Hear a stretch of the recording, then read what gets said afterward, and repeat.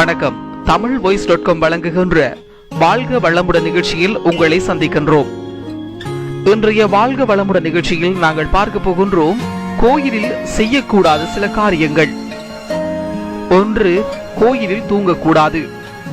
2. தலையில் துணி தொப்பி அணியக்கூடாது. 3. கொடிமரம், நந்தி, பலிபீடம் இவைகளின் நிழல்களை மிதிக்கக்கூடாது. 4. விளக்கு இல்லாமல் வணங்கக்கூடாது. 5. அபிஷேகம் நடக்கும் போது சுற்றி வரக்கூடாது. 6. குளிக்காமல் கோவில் போகக்கூடாது. 7. கோயிலில் நந்தி மற்றும் எந்த முத்திரைகளையும் தொடக்கூடாது. 8. கையில் விளக்கு ஏந்தி ஆராதனை செய்யக்கூடாது. 9. மனிதர்கள் காலில் விழுந்து வணங்கக்கூடாது. 10. கோயிலுக்கு சென்று திரும்பியவுடன் கால்களை கழுவக்கூடாது. 11. படிகளில் உட்காரக்கூடாது.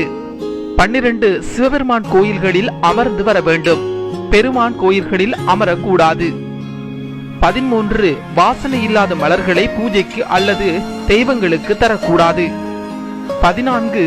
மண்விளக்கு ஏற்றும் முன் அவைகளை கழுவி சுத்தம் செய்யாமல் ஏற்றக்கூடாது.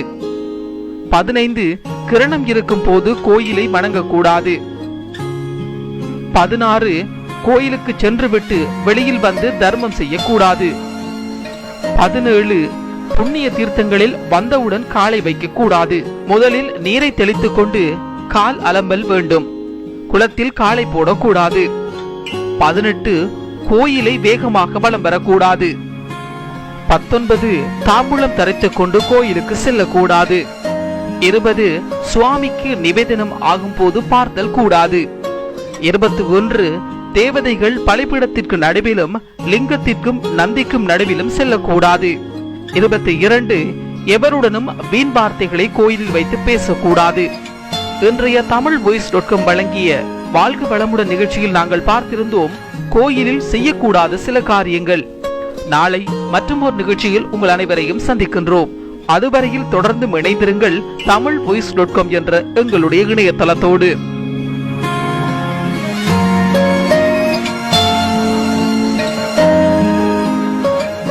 ஷேர் செய்யவும். நன்றி. வணக்கம்.